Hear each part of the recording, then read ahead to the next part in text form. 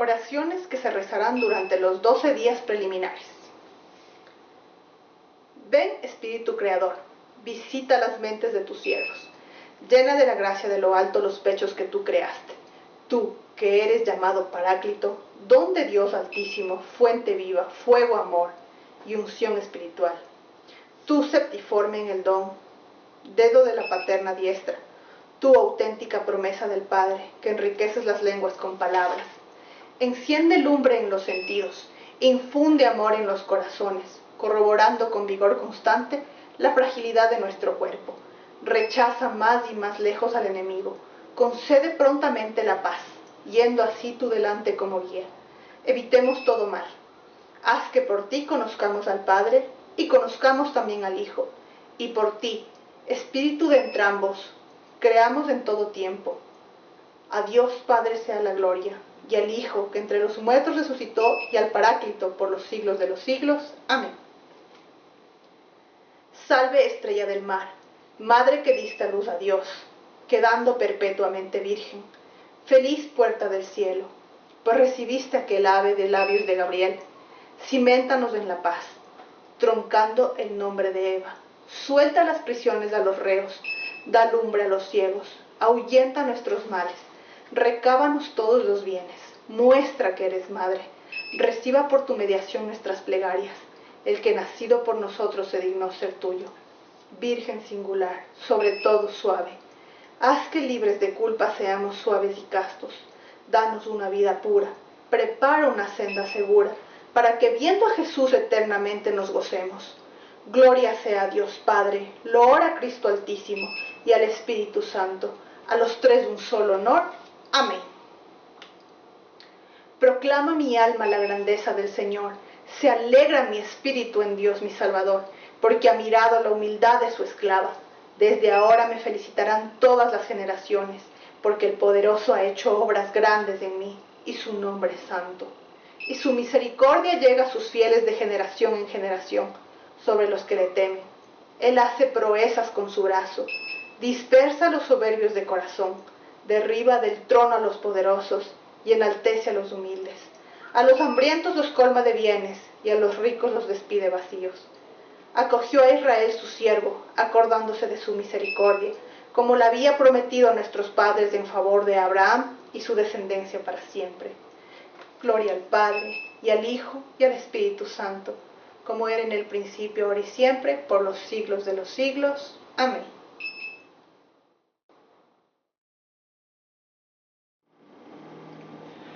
Ángel de mi guarda, mi dulce compañía, no me desampares ni de noche ni de día, hasta que me pongas en paz y alegría con todos los santos, con Jesús, José y María, a quienes doy el corazón y el alma mía.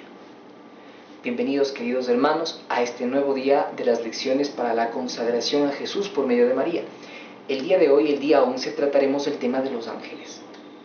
Precisamente, las tendencias de la nueva era de las que conversamos el día de ayer hacen alusión al respecto de que los ángeles son ciertas energías que nos acompañan, y es muy usual que en ese lenguaje se diga, pues, tú tienes un ángel diferente, ¿no? Tú tienes un ángel particular.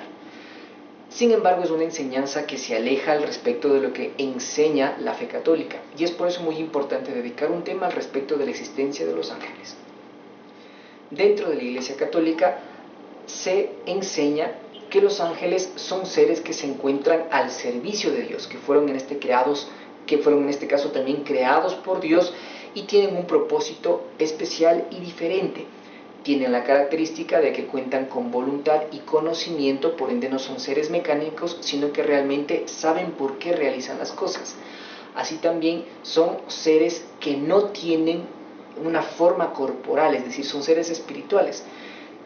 En este caso, el arte católico, el arte religioso, usualmente trata de representarlos con una fisonomía física, con el hecho de que tienen alas, con el hecho de que tienen una apariencia casi humana, inclusive a los querubines como seres más en forma de niño, que son un poco juguetones, pero hay que decir que objetivamente, pues, los ángeles son seres espirituales.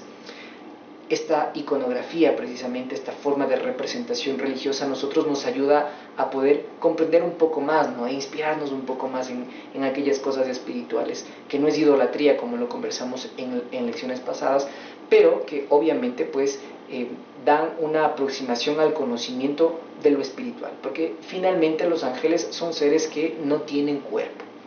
Así también son seres inmortales, es decir que en este caso ellos no mueren, sino que son seres que al estar junto a la presencia del Señor y acompañándolo en su trono, pues realmente ellos no padecen del sufrimiento ni de la muerte. Dicho esto, es muy importante que nosotros nos centremos al respecto de la oración que hemos comentado al inicio de esta lección. Se dice que es una de las oraciones más recitadas dentro de la cristiandad. De hecho, es muy usual que en niños se rece precisamente esta oración, pero es una costumbre que no se debería perder, inclusive ya estando adultos, porque resulta que todos nosotros tenemos un ángel de la guarda, un ángel que en estricto sentido de la palabra nos guarda, nos cuida, trata de ser precisamente ese acompañante que a cada alma Dios le ha designado. Entonces podemos decir que en este caso los ángeles son seres espirituales que cumplen el propósito del Señor. Existen diferentes categorías: ángeles, arcángeles, dominaciones, potentados. Es una categoría amplia al respecto de las diferentes funciones que ellos cumplen: serafines, querubines, pero particularmente nos quisiéramos centrar en este momento en aquellos a quien Dios nos ha dado en guarda. Y para eso es muy importante que nosotros nos refiramos a la Santa Escritura, específicamente al Salmo 91, versículos 10 y 11, que nos dicen: el mal no te alcanzará, ni la plaga se acercará a tu tienda, que Él, refiriéndose a Dios, ordenará a sus ángeles que te guarden en todos tus caminos.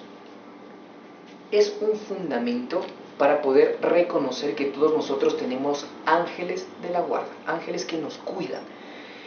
Y es muy importante que nosotros sepamos identificar la existencia de este ángel junto a nosotros, porque quizás muchas de las veces, a pesar de que nosotros no nos hemos dado cuenta, ellos han estado ahí para auxiliarnos. De manera fundamentada también dentro de la Sagrada Escritura, podemos encontrar que los ángeles también cumplen otro tipo de funciones, como por ejemplo en el libro del Génesis, en el capítulo 3, versículo 24, cuando Adán y Eva son expulsados del Edén, se dice que uno de los ángeles pues precisamente fue el que de cierta forma resguarda el hecho de que ellos fueron expulsados y no puedan retornar. Así también en el mismo libro del Génesis, en el versículo 11, capítulo 22, se hace alusión a que es un ángel el que detiene en este caso la mano de Abraham cuando él intentaba sacrificar a su hijo Isaac. Entonces nos damos cuenta que bíblicamente la existencia de los ángeles se fundamenta, es decir, no es un invento, sino que bíblicamente se fundamenta la existencia de los ángeles, por una parte. Y por otra parte también resulta que con fundamento en el Salmo 91, versículo 10 y 11, nosotros podemos comprender por medio de la Sagrada Escritura que estos ángeles nos resguardan, nos cuidan, tienen el propósito en este caso de que nosotros podamos ser auxiliados. Se dice inclusive que una de las funciones también de los ángeles es evitar, de los ángeles de la guarda, es evitar que nosotros también podamos caer en las seducciones y en la tentación. Es una ayuda idónea en este caso para nosotros, y en este caso también trata de ser pues un llamado de atención a nuestra conciencia cuando hace las cosas de manera equivocada. Muchas de las veces nosotros no somos conscientes de la existencia de estos ángeles y podemos ignorar el hecho de que tenemos una ayuda celestial que permanentemente nos acompaña. Existe una historia de la vida real contada por un evangelizador laico católico. Laico quiere decir que precisamente no es un religioso, sino que en este caso es una persona que inclusive puede estar consagrada, pero desde lo laico, es decir, sin votos religiosos, o un padre de familia que se encuentra casado en un matrimonio. Entonces, este laico predicador católico se llama Wilson Tamayo, de Lazos de Amor Mariano, y él decía que él no había tenido en su vida momentos sobrenaturales, exceptuándose 2 o 3 momentos, pero particularmente voy a citar uno de ellos. Decía que en un momento determinado pues le habían escogido a él como padrino de bautizo de un niño, que era hijo de un amigo de él. Entonces él iba en su moto precisamente a este bautizo, y no por culpa de él, sino en este caso por negligencia de un conductor que conducía un vehículo, le choca, y como él iba en la moto, él sale en este caso volando por el golpe, por el impacto. Y resulta que la gente que vio inclusive este suceso da cuenta de que él prácticamente es como que levitaba en el piso mientras caía, hasta que finalmente descendió al suelo, sin tener un rasguño, más que, bueno, sin tener ninguna herida grave, no, simplemente un pequeño rasguño en su pantalón. Él cuenta que él atribuye, en este caso, este resguardo de su vida, pues precisamente al ángel de la guarda de él. Porque él inclusive al momento en el que ya recibe el impacto y sale volando, pues se levanta a ver si es que se encontraba todo bien, y la impresión que llegó después de esta impresión, valga la redundancia, de haber sido embestido por un auto, es el hecho de encontrarse bien, sin ninguna herida de gravedad, más que un pequeño rasguño. Y la gente alrededor pues precisamente le decía eso, que el momento en el que él estaba siendo arrojado, levitaba prácticamente por medio antes de llegar al suelo. Es un suceso inexplicable, pero es cierto, los ángeles de la guarda existen, y los ángeles de la guarda nos custodian. También es importante identificar que, como los ángeles son creaciones de Dios, la palabra del Señor nos relata el hecho de que en un principio la creación en general de los ángeles estaban al servicio de Dios, pero existió una batalla, existió una rebelión en este caso, y se presentaron un grupo de ángeles buenos que combatieron a ángeles malos que fueron expulsados del cielo. Para ello es importante remitirnos a la segunda carta del apóstol San Pedro, capítulo 2, versículo 4, que nos dice lo siguiente: Dios no perdonó a los ángeles que pecaron, sino que los precipitó en los abismos tenebrosos del Tártaro y los entregó para ser custodiados hasta el día del juicio. Palabra de Dios, te alabamos, Señor. De igual manera, en Apocalipsis, específicamente el versículo 12, versículos 7 y 8, se nos dice: entonces se entabló una batalla en el cielo, Miguel y sus ángeles combatieron con el dragón, también el dragón y sus ángeles combatieron, pero no vencieron, y no hubo ya en el cielo lugar para ellos. Palabra de Dios, te alabamos, Señor. Es por ello que es importante que nosotros sepamos que por medio de la revelación de nuestra fe tenemos conocimiento de que así como existen ángeles buenos que a su vez nos resguardan y dan cumplimiento a los mandatos del Señor, también hay ángeles malos, hay ángeles caídos, precisamente aquellos que tratan de tentarnos para caer en el pecado y ofender a Dios. Se dice que el ángel tiene una determinación de la cual ya no puede escapar, porque es un ser inmortal. Entonces, cuando estos ángeles caídos desobedecieron, tuvieron un comportamiento que ya no tiene sentido de arrepentimiento. Es decir, lo que el ángel lo escoge una vez, lo escoge para siempre, porque para el cielo pues se vive permanentemente en eternidad. Entonces, estos ángeles malos ya no tienen posibilidad de arrepentimiento y van a permanecer en el infierno para siempre. Y es precisamente una de las tentaciones que ellos pretenden al ser humano como creación de Dios también, que los seres humanos caigamos en el pecado, ofendamos a Dios y merezcamos estar en el infierno precisamente acompañando a los ángeles malos. Dicho esto, es importante resaltar la figura de que existe un ángel, como se le denominaba, Luzbel, que finalmente terminó convirtiéndose en un ángel malo, en el demonio.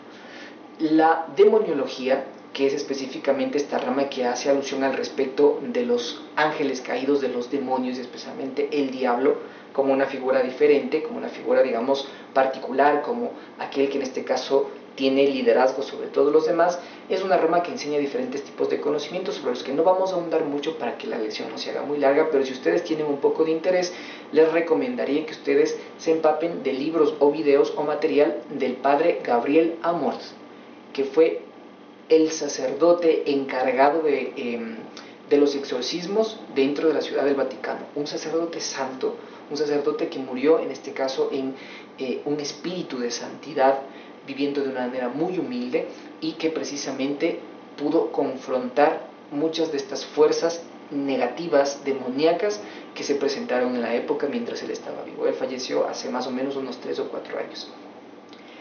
Continuando con esta lección, es importante identificar que según el Catecismo, en el numeral 395, es importante determinar que la existencia del demonio no es algo únicamente para que el ser humano se asuste y trate de hacer cosas buenas, como a veces se lo pinta, ¿no? A veces se trata de decir que el demonio es un invento de la iglesia para que nosotros tengamos miedo y por ese miedo pues hagamos las cosas de manera correcta, nada más alejado de aquello. A pesar de que inclusive a día de hoy hay teólogos que también sustentan estas falsas afirmaciones de que el demonio no existe, de que simplemente existe el mal del mundo, es importante que nosotros sepamos referirnos a aquellos pronunciamientos de la propia iglesia.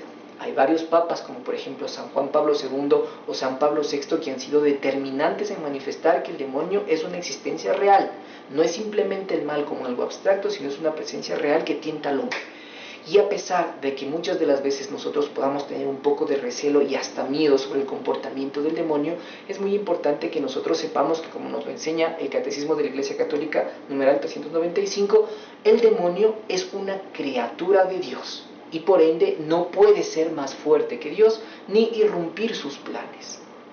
Es por eso que cuando uno enfrenta algún tipo de acontecimiento demoníaco debe tener la confianza de que Dios es más fuerte.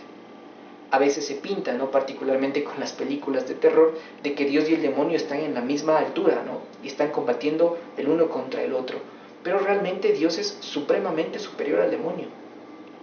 Inclusive alguna vez un sacerdote exorcista decía que si Dios quisiera acabar con el demonio, bastaría simplemente con que él, en este caso, dé la orden y el demonio desaparecería, porque es así de fuerte.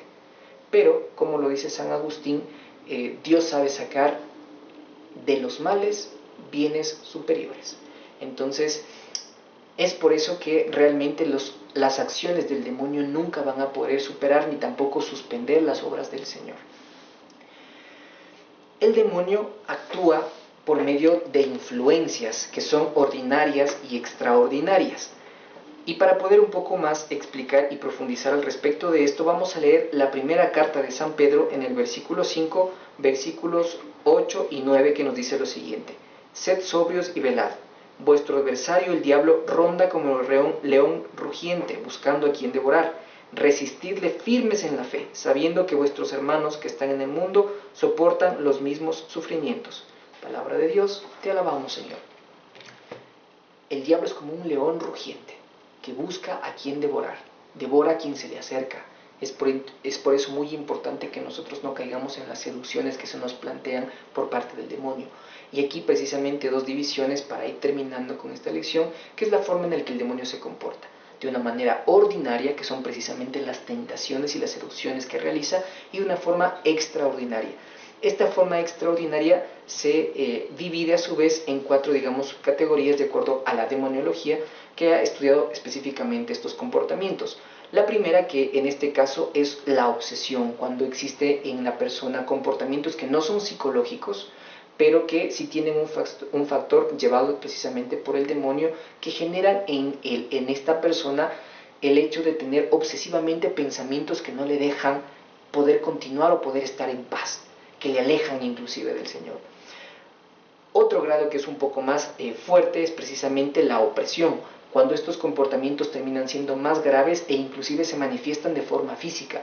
Hemos encontrado inclusive dentro de los evangelios que existían personas que, por ejemplo, tenían alguna enfermedad física que cuando nuestro Señor Jesucristo los sana, pues terminan reincorporándose, como por ejemplo la persona que tenía la mano tullida, que al momento en el que nuestro Señor Jesucristo realiza el milagro, pues precisamente vuelve a tener un comportamiento normal y esta dolencia física se sana. Entonces son comportamientos que ya no solo tienen la obsesión de los pensamientos, sino que eso también se expresa de manera física.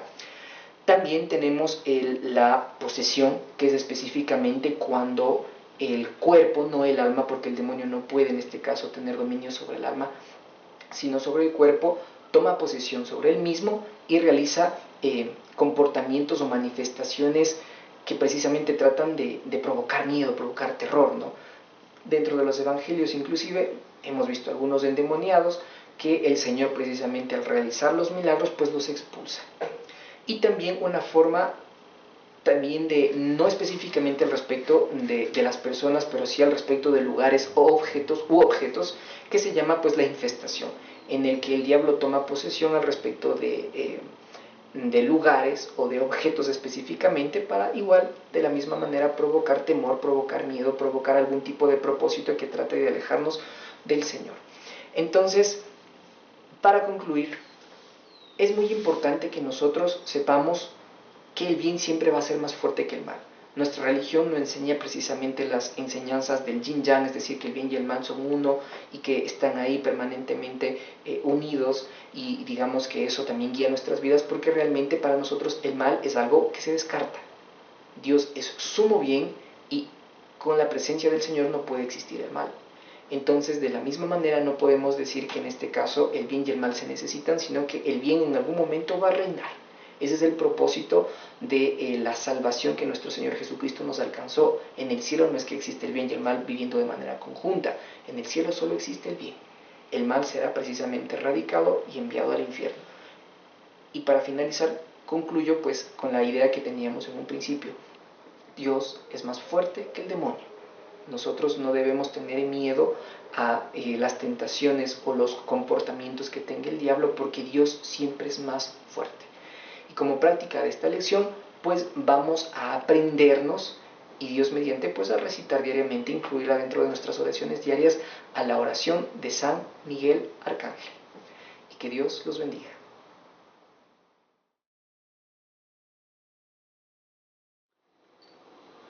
Vamos, queridos hermanos, a hacer nuestra oración de abandono.